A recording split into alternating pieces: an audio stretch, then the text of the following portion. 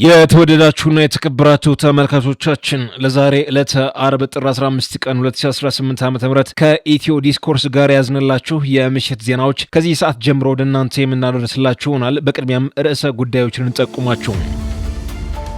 በጋምቤላ ከተማ ከትናንት ጀምሮ በከተማዋ ቀን ላይ ሞተር ሳይክል ማሽከርከር እንደተከለከሉ የሞተር ሳይክል አሽከርካሪዎች ቅሬታቸውን ለኢትዮ ዲስኮርስ ተናገሩ።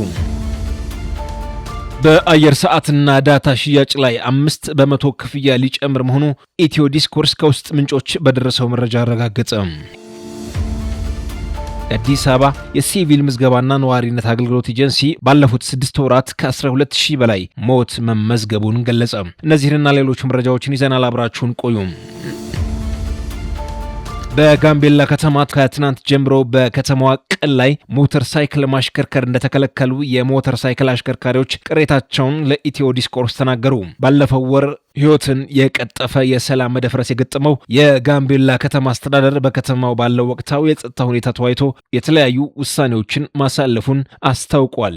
በዚህም ማንኛውም የመንግስት ሆነ የግል ሞተር ሳይክል ከዛሬ ጥር 15 ቀን 2018 ዓ.ም ጀምሮ ላልተወሰነ ጊዜ ማሽከርከር በጥብቅ ተከልክሏል ሲል ውሳኔውን አስተላልፏል። በከተማው የሚገኙ ባጃጆች አገልግሎት መስጠት የሚችሉት ከጠዋት 1 ሰዓት እስከ ምሽቱ 1 ሰዓት ብቻ እንደሆነ ተገልጿል። ከዚህም በተጨማሪም በከተማው የሚገኙ ሆቴሎችና ግሮሰሪዎች አገልግሎት መስጠት የሚችሉት እስከ ምሽቱ 2 ሰዓት ድረስ ብቻ ነው። መመሪያዎችን ጥሶ የተገኘ ማንኛውም ግለሰብ አስተዳደራዊ እርምጃ ይወሰድበታል ሲል ከተማ አስተዳደሩ አስጠንቅቋል። ይሁን እንጂ ለኢትዮ ዲስኮርስ ቅሬታቸውን ያሰሙ እነዚህ የሞተር ሳይክል አሽከርካሪዎች ከተማ አስተዳደሩ የወሰነው ውሳኔ ይህ ቢሆንም ነገር ግን ቀን ላይ የተለያዩ መዋከቦች እየገጠሟቸው እንደሚገኙ በዝርዝር አስረድተዋል።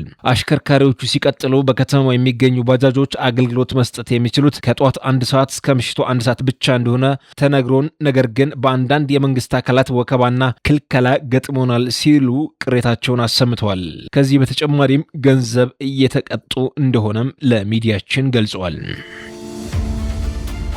በምስራቅ ጎጃም ዞን ለፋኖ ሊደርስ የነበረ ተተኳሽና መሳሪያ ይዣለው ሲል የኢፌድሪ መከላከያ ሰራዊት ገልጿል። ዛሬ በደብረ ማርቆስ ከተማ ለፋኖ ሊደርስ የነበረ መሳሪያና ተተኳሾች በሰራዊቱና በጸጥታ ኃይሉ ቅንጅት እንዲሁም በማህበረሰቡ ትብብር ወደ ቡድኑ ከመድረሱ በፊት በቁጥጥር ስር መዋል መቻሉን በቀጠናው የሚገኘው የሰራዊት ክፍል አመራር አስታውቋል።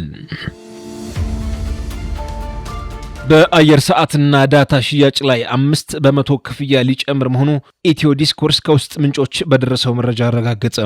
ለብሔራዊ የአደጋ መከላከል ፈንድ ከሁሉም የቴሌኮም አየር ሰዓትና የዳታ ሽያጭ ላይ 5% ክፍያ ሊጣል መሆኑ ነው እነዚህ በቴሌኮም ውስጥ የሚሰሩ ሰራተኞች ለኢትዮ ዲስኮርስ የገለጹት። ከየካቲት 1 ቀን 2018 ዓ.ም ጀምሮ ተግባራዊ የሚደረገው አዲሱ አሰራር በሀገሪቱ የሚገኙትን ሁለቱም የቴሌኮም ኩባንያዎች ኢትዮ ቴሌኮምና ሳፋሪ ኢትዮጵያ ላይ የሚመለከት ነው ተብሏል። አሰራሩ ለድንገተኛ አደጋ ዝግጁነት አስተማማኝ የገንዘብ ምንጭ ለመፍጠር በውጭ እርዳታ ላይ ያለን ጥገኝነት ለመቀነስ የታቀደና የአገር በቀል የመቋቋም ስትራቴጂ ጥረት አካል መሆኑ ተገልጿል። በተጨማሪም ባንኮችና ማይክሮ ፋይናንስ ተቋማት፣ የመድን ኢንሹራንስ ኩባንያዎች፣ የተለያዩ የንግድ ድርጅቶችና ፋብሪካዎች፣ የትራንስፖርትና መሰረተ ልማት ድርጅቶችና የመንግስት አገልግሎት አቅራቢዎች እንዲሁም የመንግስት የልማት ተቋማት የተለያዩ መጠን ያላቸው ክፍያዎች ተጥሎባቸዋል ተብሏል።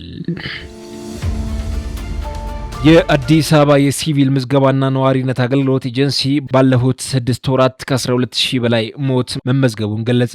ኤጀንሲው በ6 ወራት ውስጥ 12016 ሞት መመዝገቡን አስታውቋል። 3141 በወቅታዊ 2635 የሚሆኑት በአንድ ዓመት ውስጥ ተከስተው የተመዘገቡ እንዲሁም 6240 ደግሞ የጊዜ ገደቡ ባለፈ የተመዘገቡ ኩነት መሆናቸው ተነግሯል። የኤጀንሲው ዋና ዳይሬክተር አቶ ዮሴፍ ንጉሴ በበጀት ዓመቱ የመጀመሪያ አጋማሽ 6 ወራት የተከናወኑ ዋና አፈጻጸሞችን መገምገሙን አስታውቋል። ሌላው 182 ጉዲፈቻ ምዝገባ የተከናወነ ሲሆን 99 በወቅታዊ 51 የጊዜ ገደብ ባለፈ እንዲሁም 19 በዘገየ የተመዘገቡ መሆናቸውን ገልጿል። በ6 ወራት አፈጻጸም 236874 ልደት ምዝገባ የተደረገ ሲሆን 41194 ህጻናት እንደተወለዱ የተመዘገቡ ናቸው። 13974 ህጻናት በተወለዱ በ90 ቀናት እንዲሁም 101519 ህጻናት ደግሞ ትምህርት ቤት ላይ በተደረገ ንቅናቄ የተመዘገቡ መሆናቸው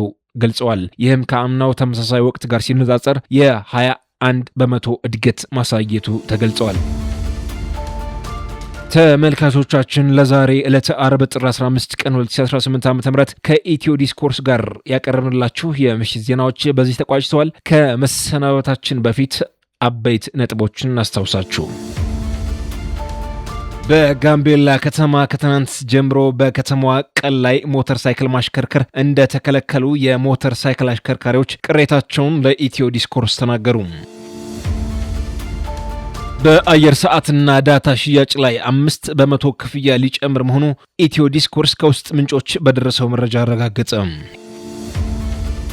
የአዲስ አበባ የሲቪል ምዝገባና ነዋሪነት አገልግሎት ኤጀንሲ ባለፉት 6 ወራት ከ12000 በላይ ሞት መመዝገቡን ገለጸ።